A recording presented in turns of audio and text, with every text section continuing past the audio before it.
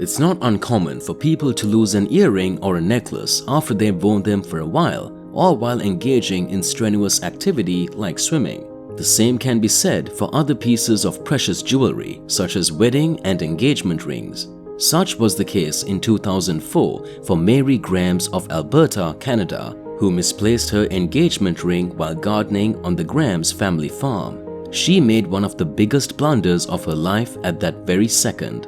In vain, Grams looked for the missing ring for several hours.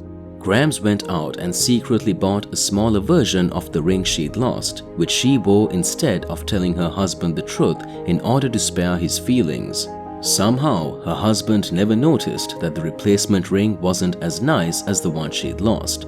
Grams' husband passed away in 2014 and he never knew the ring's backstory. Grams had hoped that the ring would turn up again after she lost it, but it never did. In 2017, her daughter-in-law was gardening when she happened upon a peculiar-looking carrot. At first glance, she might have passed over the oddly shaped orange vegetable, but upon closer inspection, she saw it was adorned with a stunning ring.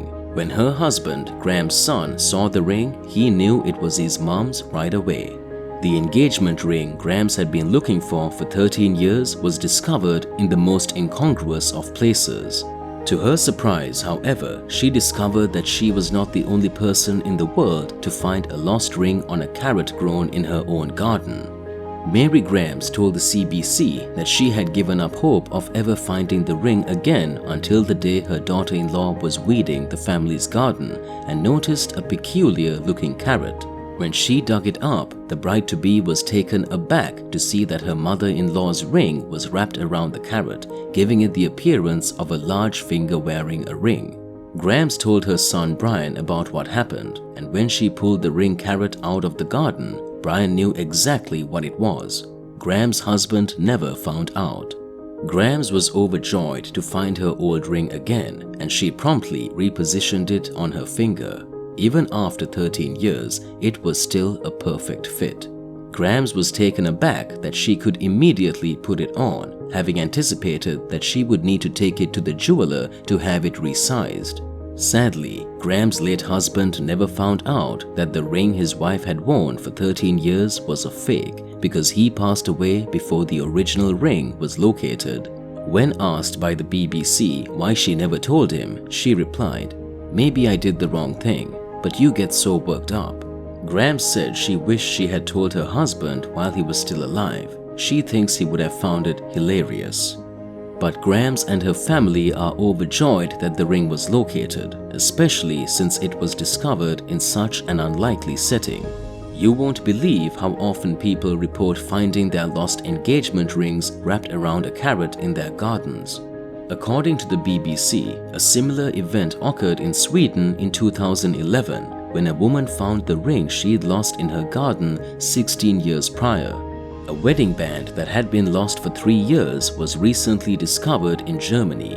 There's humor to be found in these stories, but the more important takeaway is this. If you ever misplaced a ring in your garden, plant some carrots and maybe it'll turn up by itself one day. Although such miracles do happen, it is still wise to avoid wearing jewelry while tending a garden or farm. If you want to avoid this kind of mishap while gardening, you should take off any special rings you might be wearing and store them somewhere safe inside. After suffering through that for 13 years, Grams finally got the message. When interviewed by the BBC, she said, "Put it somewhere secure if you know I'll be away for a while. That's the course of action I should have taken." The ability to look back and realize what we could have done better is one of the greatest benefits of hindsight.